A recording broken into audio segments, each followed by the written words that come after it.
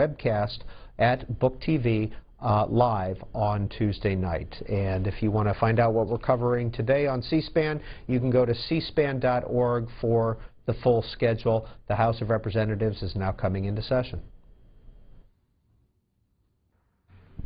The House will be in order. The Chair lays before the House a communication from the Speaker. The Speaker's Rooms, Washington, D.C., April 19, 2012. I hereby appoint the Honorable Candace S. Miller to act as Speaker pro tempore on this day. Signed, John A. Boehner, Speaker of the House of Representatives. Our prayer will be offered today by our guest chaplain, Reverend Gerald Baker from St. Anne Catholic Church, Morganfield, Kentucky. Reverend. Let us pray. Heavenly Father, we thank you this day for your many blessings to us as citizens of the United States of America, for our nation, for our freedom, for our prosperity, for our heritage, for our defenders past and present, for the beauty of our land, for our families, for our faith in you, for all whom we love. Keep us in your watchful care. Make us strong as a people. Bless our unity. Bless our diversity.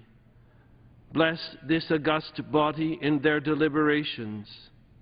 May God bless us, everyone. Amen. Amen. The Chair has examined the journal of the last day's proceeding and announces to the House her approval thereof. Pursuant to Clause 1 of Rule 1, the journal stands approved. For what purpose does the gentleman from Texas rise? Madam Speaker, pursuant to Clause 1, Rule 1, I demand a vote on the Speaker's approval of the journal. Questions on agreeing to the Speaker's approval of the journal? Those in favor signify by saying aye.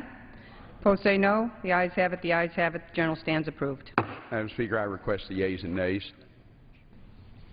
The yeas and nays are requested. Those favoring a vote by the yeas and nays will rise. A sufficient number having arisen, the yeas and nays are ordered. Pursuant to Clause 8 of Rule 20, further proceedings on this question are postponed. The pledge will be led today by the gentlewoman from New York, Mrs. HOCHUL.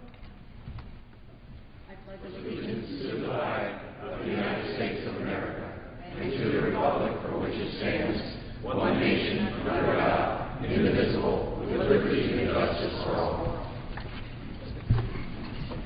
Without objection, the gentleman from Kentucky, Mr. Whitfield, is recognized for 1 minute.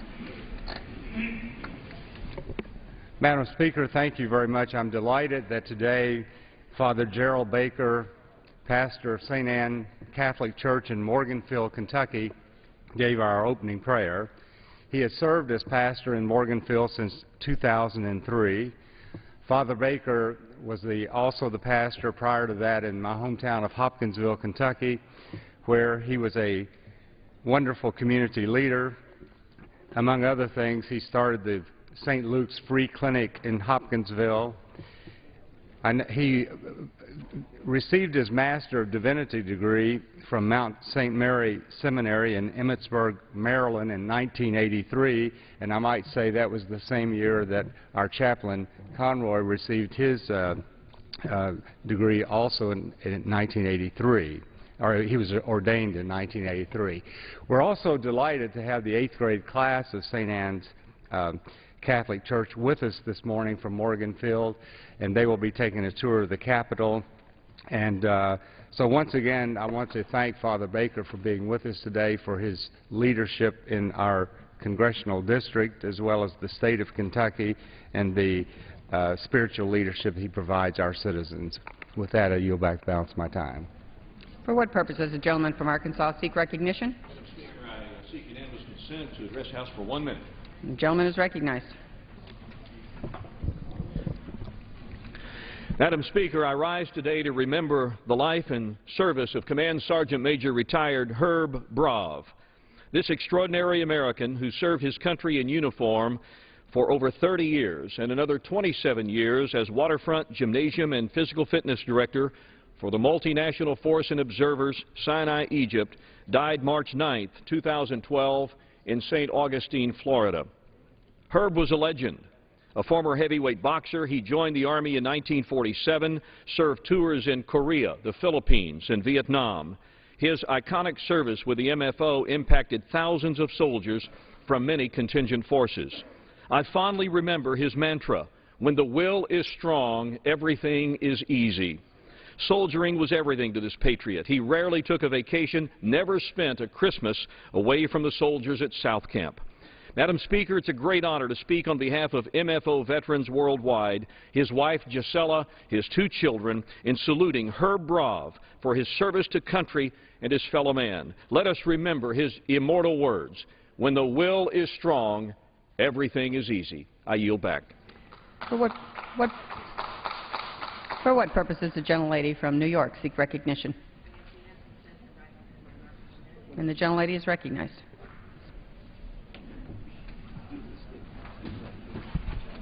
Thank you, Madam Speaker. I rise today to honor and recognize a true American patriot, Sergeant William Wilson of Amherst, New York, my district, for giving the ultimate sacrifice and service to his country. On March 26th of this year, Sergeant Wilson lost his life defending us in Afghanistan while serving with NATO forces. Billy, as he was fondly called by his mom and dad and his brothers, served our country for 7 years and was on his 3rd tour of duty.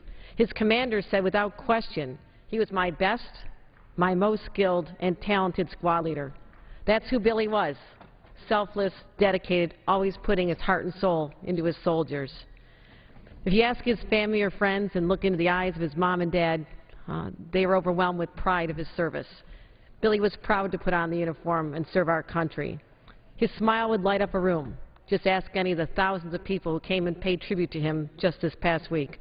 A devoted family friend, respected and loved by many. To his brother, he was known as Superman. For his brave efforts, Sergeant Wilson was posthumously awarded the Bronze Star and the Purple Heart. But my message today is for Billy's parents, Bill and Kim, his brothers Jeremy and Wesley, his fiancée, his entire family, his grandma. I want them to know from a grateful nation, your boy did not die in vain. He honored our country with his service, and for that, we are forever grateful. I yield back the balance of my time. For what purpose does the gentleman from Texas rise? Madam Speaker, I request unanimous consent to address the House for 1 minute. The gentleman is recognized. Madam Speaker, it's a new day in Washington, and soon the unelected, unaccountable regulators will be sending out new rules to the people. The 4th branch of government meddles in every aspect of our lives. In the name of saving us from ourselves, they regulate, regulate, regulate, without regard to the consequences of these expensive government mandates. Sometimes they put businesses out of business. Susan, a small business owner in Texas, wrote me this. Our small business has operated on a shoestring for several years, and we started in 1978. But I fear we are at an end. We manufacture 400 products, all made from the same materials. The new product safety regulations require that we certify every product to the tune of about $500 per product, even though they're all made from the same materials. Do the math, $175,000 or more just to get these products that we made since '78 certified. Add on the health care fines and the rising costs of gasoline and the rising property and sales and income taxes. Well, you know the rest of the story. Madam Speaker, the regulators closed the doors of small businesses like Susan, and that ought not to be. And that's just the way it is. For what purpose does the gentleman from Rhode Island seek recognition? And the gentleman is recognized. Madam Speaker, I rise today in honor of Lance Corporal Abraham Tarwo of the United States Marine Corps. A Liberian-American Lance Corporal Tarwo elected to serve the United States when he joined the Marine Corps in 2009. He was promoted to the rank of Lance Corporal just 2 years ago. As a mortarman with the 2nd Battalion, 9th Marine Regiment, 2nd Marine Division based at Camp Lejeune in North Carolina, Lance Corporal Tarwo was conducting combat operations as part of Operation Enduring Freedom in Helmand Province, Afghanistan, when he lost his life on April 12th. Among other awards, Lance Corporal Tarwo earned the Combat Action Ribbon and Sea Service Deployment Ribbon. His family is planning to hold a burial service in Liberia following a memorial service in the United States on April 28th. My thoughts and prayers are with Lance Corporal Tarwo's wife, their one-year-old son, and their entire extended family. As a grateful nation and with heavy hearts, we remember him today for making the ultimate sacrifice in defense of our freedom and on behalf of our nation. May we honor his memory always. I yield back the balance of my time. For what purpose does the gentleman from Illinois seek recognition? Madam Speaker, I ask unanimous consent to address the House for 1 minute and provide the extended remarks. The gentleman is recognized. Madam Speaker, about 97 years ago, the government of the Ottoman Empire killed over 1.5 million people during the Armenian genocide. The Turkish state has never accepted responsibility for the acts of its predecessor government and maintains that the genocide never took place. For the past 90 years, the Armenian people have sought justice, yet the Turkish government has continued to actively obstruct any attempt to recognize what has happened to the Armenian people. The United States can help bring closure to this long-standing moral issue by recognizing the Armenian genocide. That's why I'm proud to be a sponsor of House Resolution 304, which would formally recognize this atrocity. To date, 88 members of this body have joined me in support of the resolution. I urge all of my other colleagues to support what is a very important resolution. If we do nothing, the victims of this horrible genocide may be forgotten. We cannot allow that to happen. Madam Speaker, with that, I yield back. For what purpose does the gentleman from Texas rise? Request permission to address the House for 1 minute, Madam Speaker, and revise and extend my remarks. The gentleman is recognized. Madam Speaker, I rise in support of small business and domestic manufacturing in our district and throughout our country, and the need for Congress to support manufacturing and job creation. Last week, I visited a company, Danlock Bolt and Gasket, a bolt and metal gasket manufacturer located in our district in Houston. Danlock's products are highly regarded for their quality and longevity. They produce for our energy industry like the bolt I'm holding right now. In recent years, Danlock, like thousands of similar businesses throughout our country, has been under attack from cheap and low-quality competition from overseas. They have actually forced businesses to either close their doors or drastic cuts. These foreign imports are often at times cheaper than the raw materials to produce these bolts. They can only do this with illegal subsidies from their governments. We can no longer ignore this issue, otherwise our nation will no longer have a manufacturing sector and the millions of middle-class jobs it supports. Congress needs to remember the hard workers who support their jobs who make these bolts. I yield back my time. For what purpose does the gentleman from Illinois seek recognition? Madam Speaker, request unanimous consent to address the House for 1 minute. And the gentleman is recognized. Thank you. Thank you, Madam Speaker. I rise to congratulate the Illinois Mathematics and Science Academy on their 25 years of excellent education. Since opening its doors to students in 1986, the Academy has graduated nearly 5,000 students and brought national and global recognition to the state of Illinois. With a focus on science, technology, engineering, and mathematics, or STEM education, IMSA has developed the talented workforce our state and nation needs to compete in the modern world. Furthermore, the Academy has provided opportunities to under-resourced students, effectively breaking down geographic and socioeconomic barriers. I am proud to represent the Academy here in Washington, and I'm proud of the way IMSA alumni represent Illinois. I'd like to add a special thanks to Dr. Leon Letterman. His vision helped found the Academy, his leadership has helped it become what it is today, and his presence will be missed after he retires. Congratulations to the Illinois Math and Science Academy, and good luck to the Titans robotics team as they compete in St. Louis. I yield back. For what purpose does the gentleman from Minnesota rise? Madam Speaker, I ask unanimous consent to address the House for 1 minute, revise and extend my remarks. The gentleman is recognized. Thank you, Madam Speaker. I rise today to honor Ms. Sydney Schmidt. Sydney hails from Hayfield, Minnesota, in the 1st Congressional District of Minnesota, and was recently named the Military Kid of the Year. She's the daughter of Mary Kay and Lieutenant Colonel Brad Schmidt, and the sister to Danny Schmidt. As a high school teacher and a 24-year veteran of our military, I understand how challenging it is for families when your parents are deployed overseas. We know that when a parent's called to duty, they aren't the only ones who serve this nation. The family serves us as well. Sydney maintains a 4.0 grade average, volunteers as a big sister, tutors elementary students, spends time with senior citizens, as well as excelling at band and sports. I applaud Sydney's ability to set an example for her peers, not only in Hayfield, but across this country. Sydney's remarkable achievements at such a young age are a testament to her passion for community, her involvement, and her love of country. We honor those achievements and set the example for others. Congratulations to Sydney and all the military kids, families, and service members.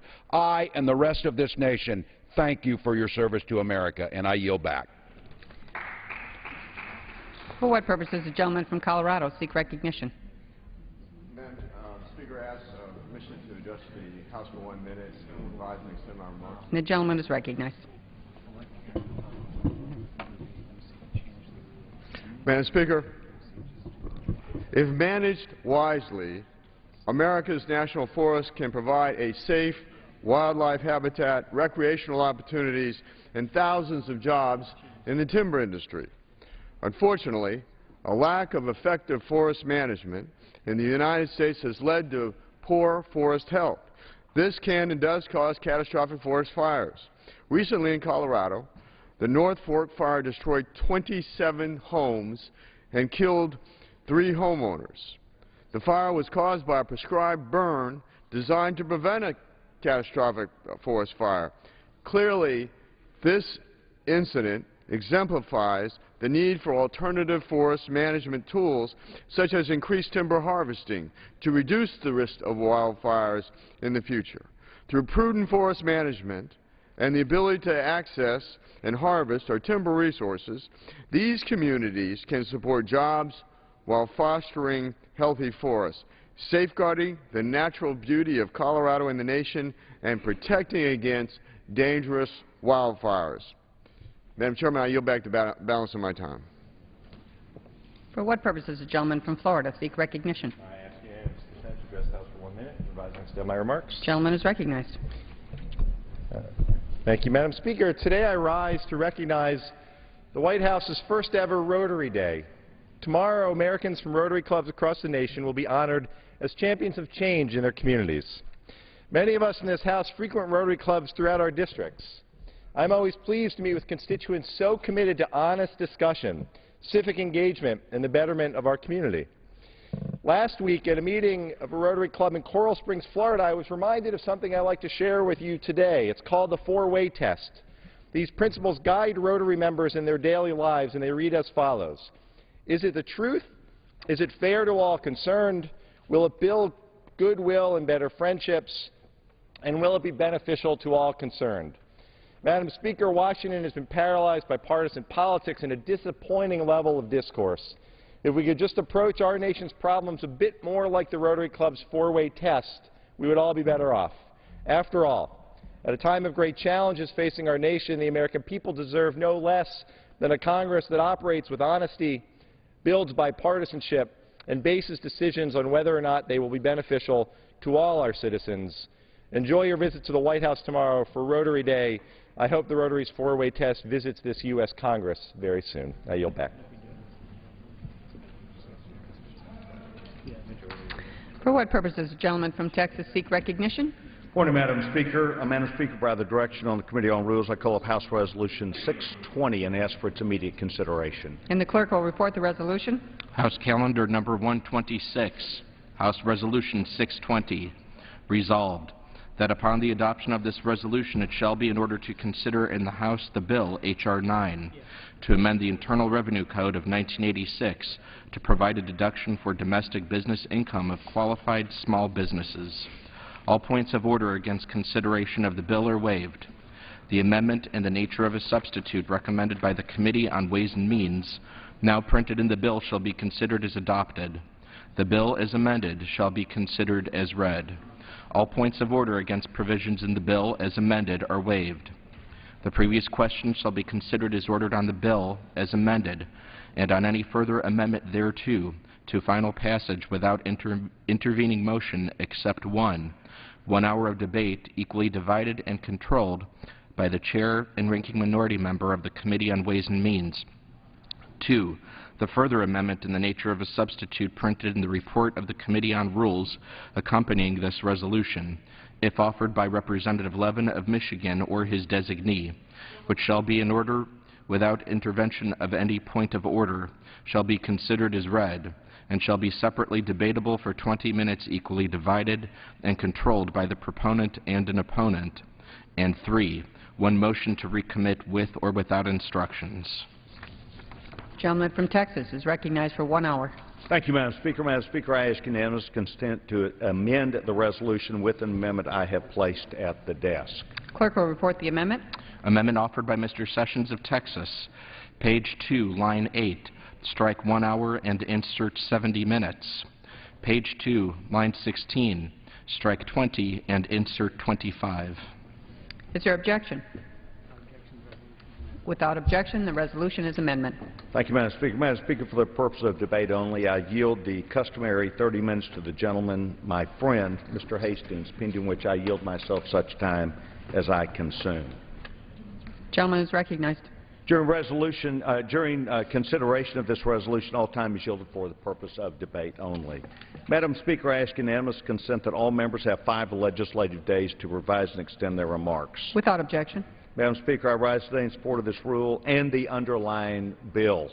House Resolution 620 provides a structured rule for H.R. 9, the Small Business Tax Cut Act.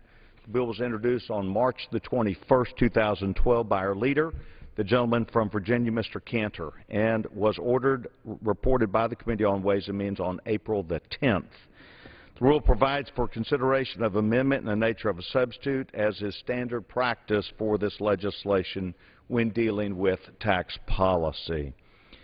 Madam Speaker, today we'll be considering the underlying legislation which will allow the House of Representatives yet another opportunity to ease the burden on small businesses across America by giving them the economic tools to create jobs and to help grow our economy. It would be an understatement not to recognize that this country, including small business, is under duress.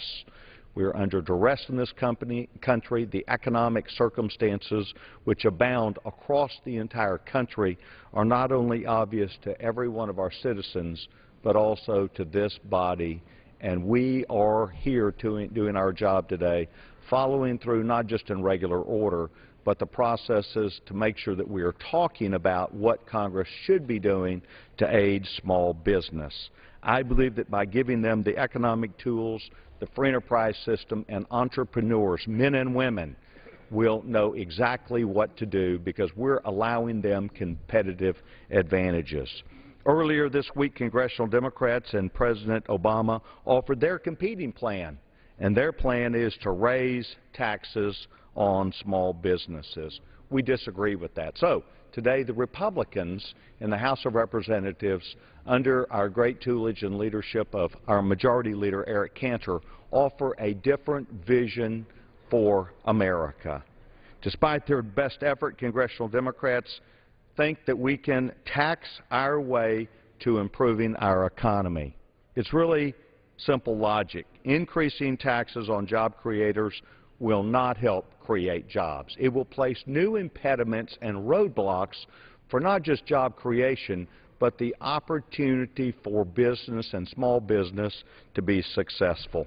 Congressional Republicans, once again today, will stand with small businesses across the nation as we demand less government intervention and more marketplace creativity and the opportunity for small business to get what it needs. Madam Speaker, as this Congress and the American people know, that job creators are small businesses. They are the engine of our economy. And as a former chairman of the board for a small Chamber of Commerce in Dallas, Texas, the Greater East Dallas Chamber of Commerce, I saw firsthand entrepreneurship and the availability of talent that was necessary in small business. That same engine of our economy is what we are trying to restart and ignite today. Congressional Republicans will continue to promote job creation through a robust economic growth because we must grow our economy by giving those job creators a chance to get that done. H.R. 9 will allow small businesses under 500 full-time employees to take a tax deduction equal to 20% of their domestic business income. So, No matter how they're organized under the tax code, under the bill, the size of the tax cut is capped at 50% of W-2 wages paid, encouraging increasing hiring. I have been in touch with small businesses across Dallas, Texas, and across that area, and we do understand that small business wants to come and create more jobs to increase the amount of not just employment, but to help them grow their businesses. In return, what happens is that loyalty that comes from entrepreneurship to those employees, and obviously then Uncle Sam gets the advantage because taxes are being paid instead of paying for unemployment. So, small business, we know, employ about half of our private sector workforce and generate 65% of our new jobs. So what we are here on the floor talking about today is ideas that come straight from these small business job creators, directly from men and women, many minorities, many moms who are in the marketplace who are trying to help their family to make sure that they can perhaps pay for their kids to go to college. Ideas that they have, entrepreneurship, the American dream is what we are talking about today, and we need to keep that dream alive. With unemployment rate consistently over 8% for the past 3 years, it's time that we not only take aggressive action, but we do the things that are being asked for that will create jobs. In my home state of Texas, the 14 million citizens who work for 387,000 small businesses and 1.69 million sole proprietorships will see immediate benefits from this bill. They call that relief. They call that competitiveness, and we call it up here giving back to those job creators what they need by listening to them and then offering solutions.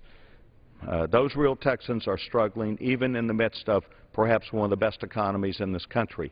Texans are still struggling, and small business needs this opportunity today. Madam Speaker, just a few weeks ago, Congress and the President came together to pass what was known as the Jobs Act, a bill designed and designated to generate unique sources of new credit for small business. I was proud to manage that rule and for legislation that not only passed on a bipartisan effort, but has become law.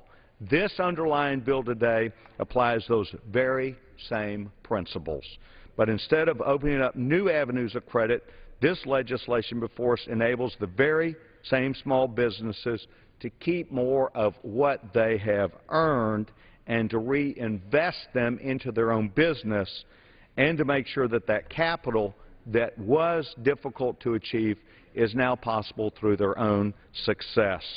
Democrats, quite likely, as we've heard up in the Rules Committee and seen in the press, will quite likely oppose this novel concept because they really want Washington lawmakers and bureaucrats, not our hard-working constituents back home, to have the availability to get those dollars. I'm proud to tell the small businesses in the congressional district that I represent in Dallas and Irving and Addison and Richardson, Texas, that with this bill, those small businesses, not just in my congressional district that I am lucky to represent, but all across this country, will be able to see the potential, will be able to grow and succeed, and perhaps most of all, it is a group of people in Washington who are willing to listen to the needs of small business, men and women who are trying to create the avenues of success, not just for them and the American dream, but also for more employees. I encourage my colleagues to vote for this fair rule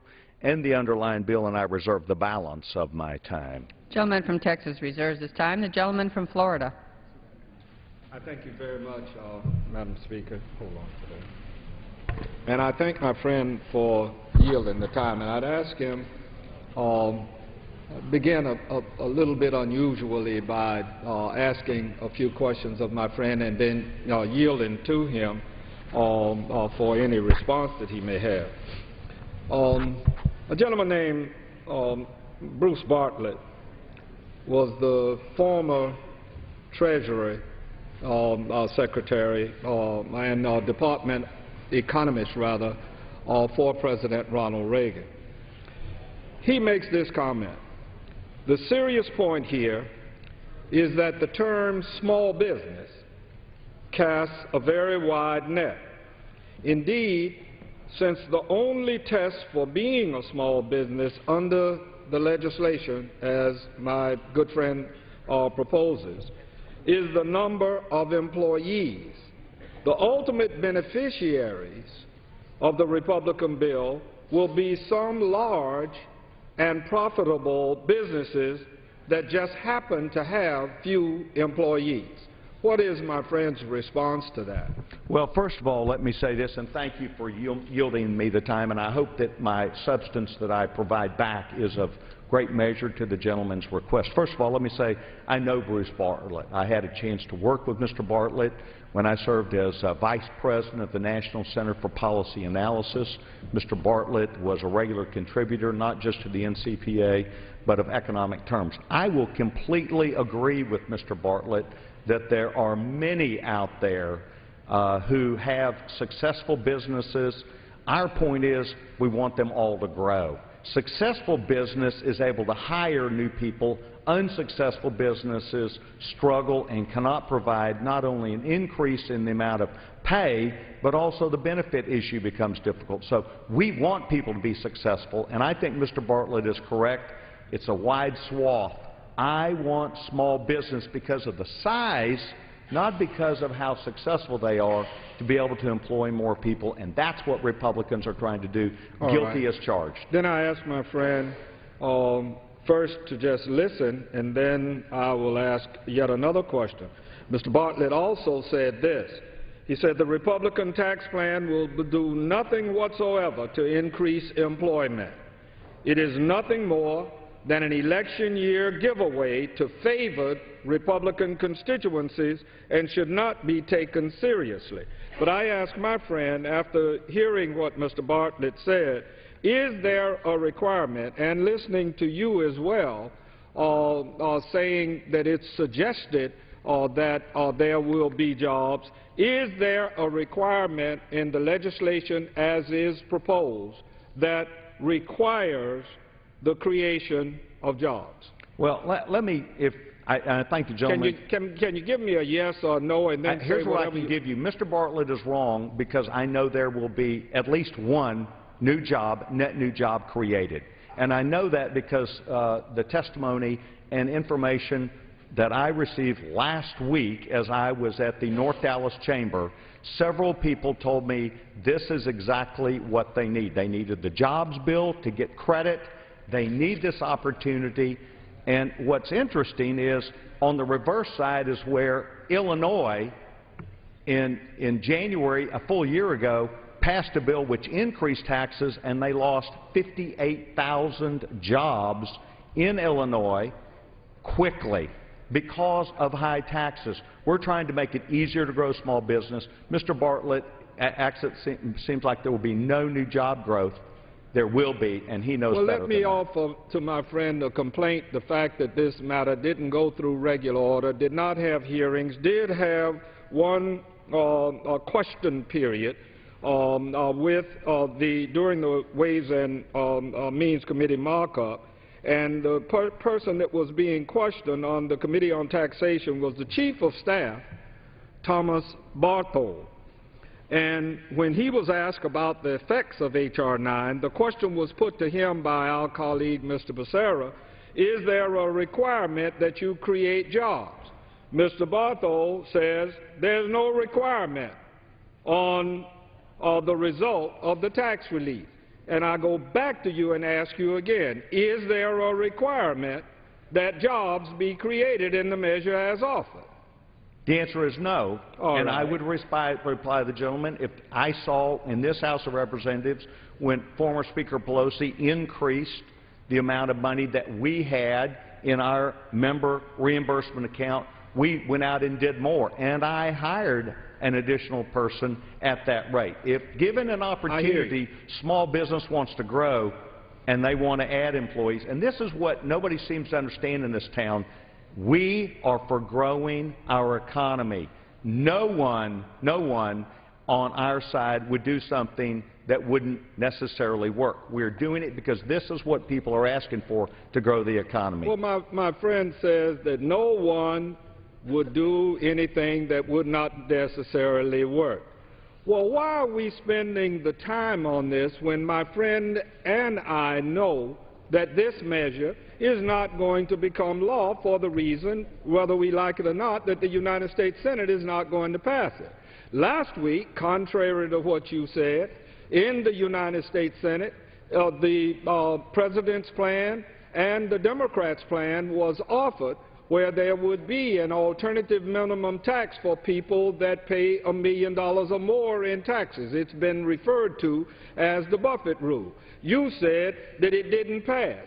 It had a majority, but it didn't come up because Republicans didn't allow for it to have a majority, whereas had it come up, it likely would have passed because some Republicans would have caused it to pass also. But you don't create jobs with your 20%, and now you need to answer for me then. What if somebody rather, after they get the 20%, rather than hiring somebody, fire somebody? Do they still get the tax cut? Thank you very much. As the gentleman knows quite well from the legislation and from the hearing which we had in the Rules Committee yesterday, that while these are great questions that you asked, the answer is we do not tell them what to do. There are no limitations in this bill that would say that you must or must not do these things. We don't do that. We try and encourage on the Republican side and believe that this is what small business is asking for. I think you'll be shocked with not only the success if we had testimony from these small business, this is what they're asking for. And so now, this measure, let's go to the worthiness of why would we possibly push an agenda that will never be held the light of day with a vote in the United States Senate? For the same reason that the President will never get a tax increase from John Boehner. This Republican House will not increase taxes, and so I don't know why the President is doing what he's doing. All of what my friend says is most regrettable. One of the things that I'm sure members in your conference are concerned about is the fact that this is a one-year measure. Am I correct about that? I believe that that would be correct. Tell me then, how many times have we passed anything 1 year that's a tax something or another that cuts taxes? Let's take the Bush tax cuts that lasted 10 years that are soon to expire. How is it then that you expect that this is not going to go beyond 1 year? 1 year already is going to cost $46 billion. Now, my friend is a deficit and a debt hawk, and I like to think that I'm conservative enough to feel that the deficit and the debt are matters that we should address in order to give Americans opportunity. Toward that end, what is a $46 billion measure going to do other than blow a hole in the deficit since it's not paid for? I'll yield to my friend. I appreciate that, and thank you so much for asking the question. The gentleman was here in '97.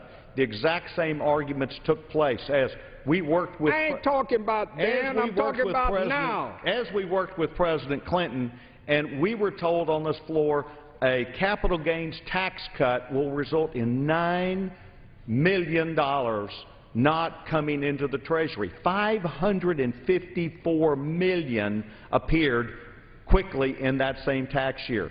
Yeah, but I you would know, say to the gentleman, if we encourage people to go do things, they will turn things into great opportunities. Reclaiming my time. Yes, sir. We can point back. I'm talking about what you're trying to do today. Yes, what sir. you're trying to do today is blowing a $46 billion hole in the deficit, which will destroy opportunity. I thank my friend, and Yes, let sir. me get on with my script now that I've had my opportunity to talk with you.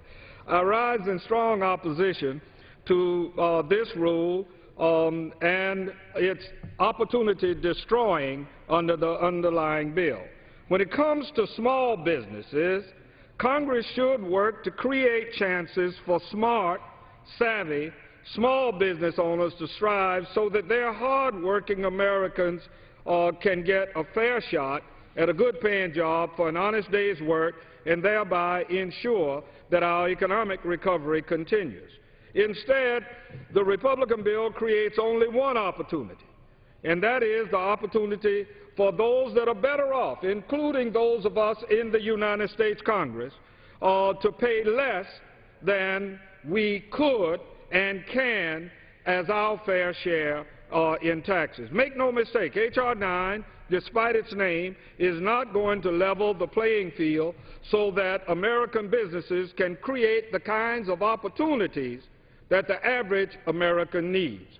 That's because House Republicans have made the benefits of this bill available to a wide range of enterprises owned by wealthy people, including lawyers. I'm one of the lawyers, not one of the wealthy, but when I was a lawyer and had 3 secretaries as a single practitioner, if you had given me a 20% tax cut, I may have shared some of that with those 3 employees. I assure you I would not have hired anybody. Had you, when I was a lawyer, given me a 20% tax cut and required me to hire somebody, then I would have hired somebody, and it may have done some good. But other wealthy people, lobbyists, hedge funds, private equity fund managers, as well as many professional sports teams, without a single requirement to expand employment or invest in the United States. In fact, under this bill, a business owner could fire, as I asked my friend, U.S. workers, hire full-time workers in foreign countries, and still be eligible for the full deduction. According to an analysis of the Tax Policy Center, approximately 49% of the benefits of H.R. 9 would go to 0.3% of people with incomes exceeding $1 million in 2012, each receiving an average tax cut of more than $44,000. That's not creating an opportunity environment in which small businesses can create jobs.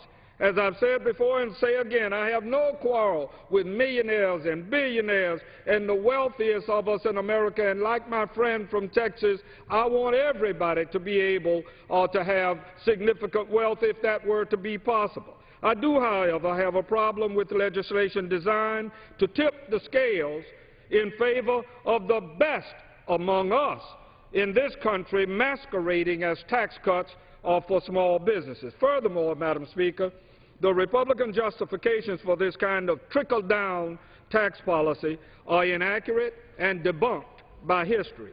In actuality, tax rates have little bearing on economic productivity.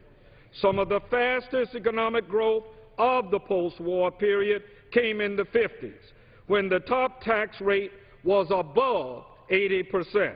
The slowest growth came in the 2000s, when the top tax rate was 35%, which I pay, and which some of you do not, because you are in better circumstances than am I, but all of us in the House of Representatives are better off than the people we want to really help, other than those that are better off like us. Furthermore, Mr. Speaker, the Republican justifications allowed that this occurrence, that the change from the 50s to the 2000s is easy to explain. Businesses do not make decisions based on tax rates. They make decisions based on factors specific to their business, like their number of competitors and larger macro and microeconomic factors. Bills such as the one before us today ignore the reality in favor of pushing Republican pet policies that ignore the actual difficulties facing hard-working small business owners. In the Rules Committee, I cited to Betty's Restaurant in Fort Lauderdale, Florida, where I eat breakfast and sometimes lunch or dinner. At Betty's, she doesn't have more than 9 employees. If we were to target our relief to 20%, Betty would be in better shape. But if Larry Flint at Hustler is going to be in better shape because he has less than 500 employees, I'm taking Betty. I get my clothes cleaned at Spring Cleaners.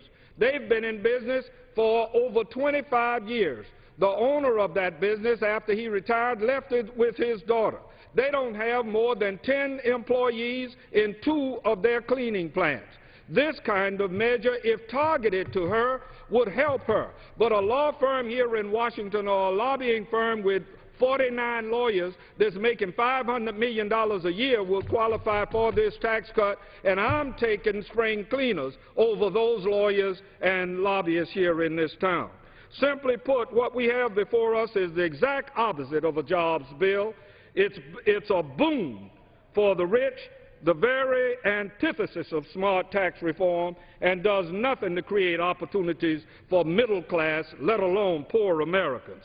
Instead of the misguided legislation before us today, Madam Speaker, we should pass policy initiatives that stimulate economic growth and job creation, such as public-private partnerships.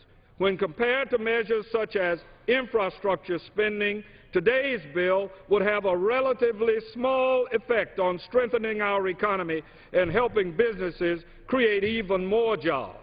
In comparison, for every $1 billion invested in infrastructure construction projects, 18,000 jobs, and nobody controverts that, and if you do, say 15,000 jobs are supported nationwide. And my governor turned down $1 billion+ for a rail project that had been appropriated and that Republicans and Democrats had sought, and it would have created 18,000 jobs, and yet we find ourselves in Florida, just like other places in this country, suffering job diminution. This wasn't money that did not go to Illinois and California and the Northeast corridor for rail. It just did not come to Florida. And there are other circumstances. We yesterday passed a measure here to extend the transportation measure for 3 months. Cut me some slack.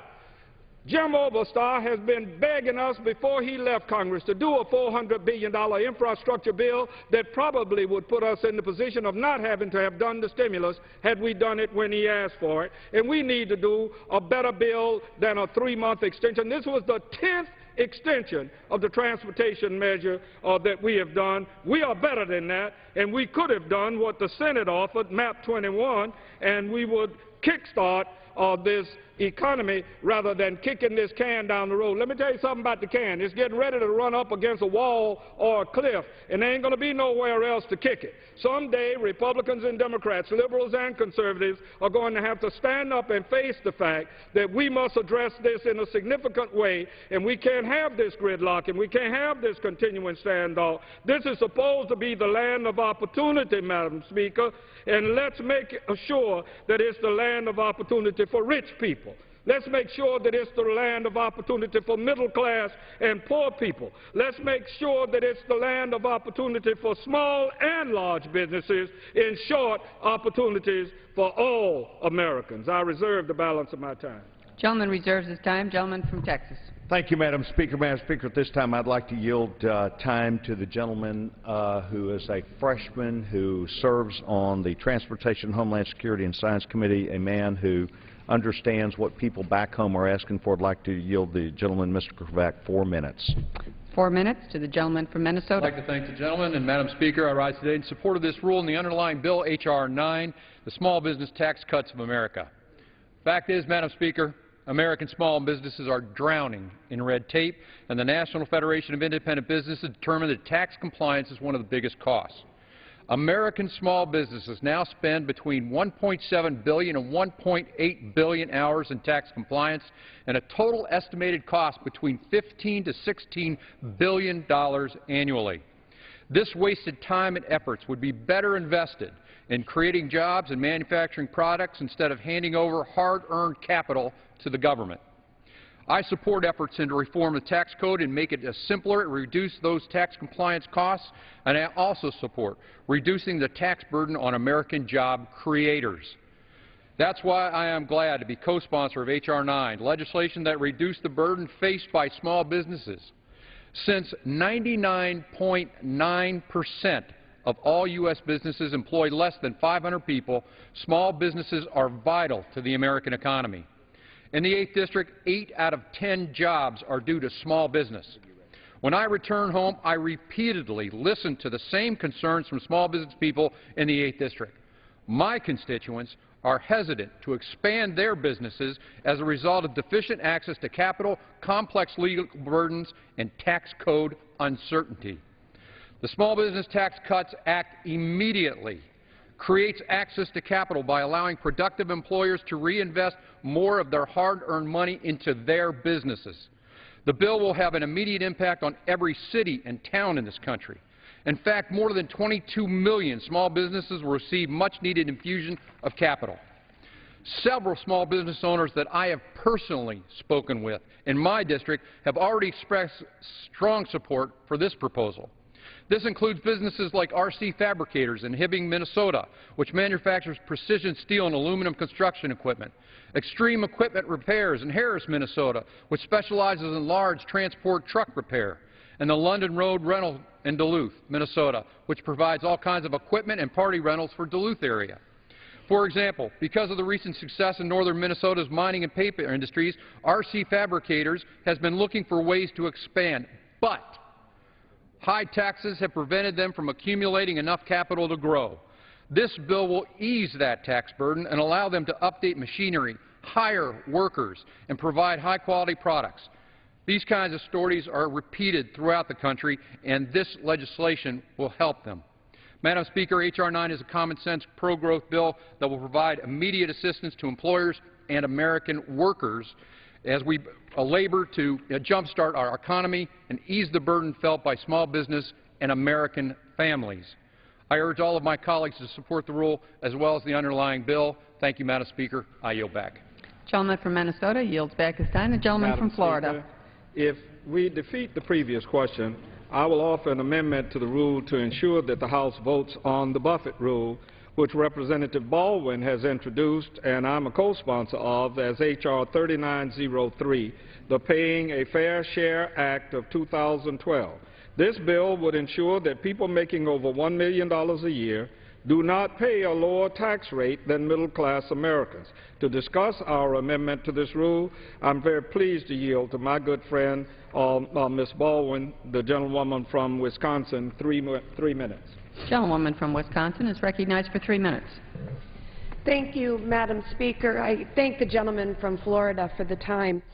I rise today on behalf of the hardworking middle-class families in Wisconsin and across the country who have unfairly been paying at a higher tax rate than multimillionaires and billionaires. Working Wisconsinites are struggling to find good-paying jobs, pay their mortgages, send their kids to college, and save for a secure retirement. Meanwhile, the ultra-rich are reaping benefits unavailable to the rest of us. No wonder middle-class Americans have long felt that our tax system is rigged against them. Frankly, it is. Middle-class Americans deserve a tax code that is fair. Powerful special interests have manipulated our tax code to make sure that the wealthiest Americans don't have to pay their fair share. Loopholes and special provisions have made it so that billionaire Warren Buffett's secretary pays a higher tax rate than he does. In fact, approximately 1/4 of all people who make over $1 million a year pay lower effective tax rates than middle-class families. I introduced the Paying a Fair Share Act, which would make the Buffett rule law and ensure that middle-class workers do not pay at a higher tax rate than those making over $1 million a year. This is a common-sense solution that would address the disparity that Warren Buffett decried, and it would reduce the deficit by billions of dollars over the next decade. Now, let's be honest about what the Buffett rule is and what it is not. The Buffett rule is not a comprehensive tax reform bill, which I favor, by the way. The Buffett rule is not going to wipe our nation's deficit away, something that I agree must be tackled. The Buffett rule is not, I repeat, is not a tax increase on small businesses. According to the Congressional Research Service, less than 0.5% of businesses may be impacted by the Buffett rule. Here is what the Buffett rule is really about: fairness. Plain and simple, this is about fairness. It's high time that we level the playing field between middle-class taxpayers and those who make over $1 million per year. The Paying a Fair Share Act will help restore people's faith that if you work hard and play by the rules, you'll have a chance to get ahead. It's up to Congress to fix this obvious injustice. According to a recent CNN poll, nearly three-quarters of Americans support the Buffett rule. Earlier this week, a bipartisan majority of senators demonstrated their support for the Buffett rule to institute tax fairness for the middle class. I urge my colleagues to vote to defeat the previous question so that I may offer the Paying a Fair Share Act, also known as the Buffett rule. I thank the Speaker and yield back the remainder of my time. Gentleman from Texas. Thank you, Madam Speaker. You know, we're hearing a lot of rhetoric today about all these millionaires that are out there, and, you know, I would be for their ideas if they worked. But the facts of the case are what they create is less opportunity. The IRS on their website shows that there were 37% fewer people who filed as millionaires one year over the next, and that's the latest information we have on the IRS website. 37% fewer people reported incomes of $1 million or more. That falls right in line with what's happening as America goes into bankruptcy, because this is about fairness, which shouldn't be about fairness. It should be about opportunities, creating more opportunities. That's the same reason why, the same rhetoric, why 63% of our children move in back to our homes when they finish college. Lack of opportunities. That's not fair. Fairness is opportunity and the chance for people to go make something better of their lives. What we're talking about today will help in the state of Texas, some 54,509 women-owned businesses in the state of Texas alone that account for 483,000 individuals. That's what we're trying to help and save. And this is the right thing. I'm very proud of it. I know what they want to do is raise taxes. I know what they want to do is call it fairness. All it simply does is cause our further economic malaise and deficiencies all across this country of small business. Madam Speaker, at this time I'd like to yield 3 minutes to the gentleman from Florida, the gentleman who sits on the Rules Committee, Mr. Nugent. Gentleman from Florida is recognized for 3 minutes. Thank you, Mr. Chairman. I appreciate the opportunity to be here. Madam Speaker, we hear so much out here on the House floor, but, you know, I support the rule and the underlying legislation because it gives the ability to small businesses to create jobs here in America. It allows people to go back to work. Those folks, when they go back to work, actually pay taxes. They start contributing as citizens of this great country, and this small business group tax reduction affects small businesses that are minority-owned, that are women-owned, that are veteran-owned businesses. You know, you hear all this talk about how it affects all these other folks, but this is really about creating jobs in America. It's about allowing people that are entrepreneurs to utilize the resources that they've worked hard for and their employees have worked hard for to create additional jobs. You've heard a whole lot of stuff down here about transportation. You know, the transportation bill expired back in September of 2009. My good friend from Florida, I agree with you. We should have a long-term transportation bill. But what did you do since 2009? I got up here in 2011. We're still talking about the lack of action by this Congress, by the Senate, and by this President since 2009 to get Americans back to work.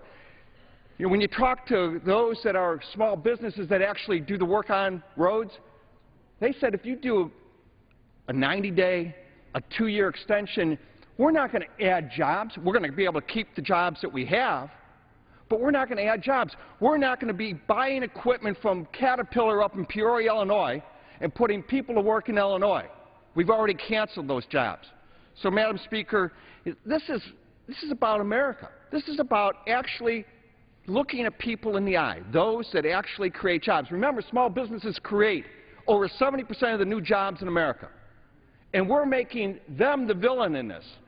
Instead of reaching back and saying, you know, small business and entrepreneurs, they're going to use the money to grow their business. That's why they're in it.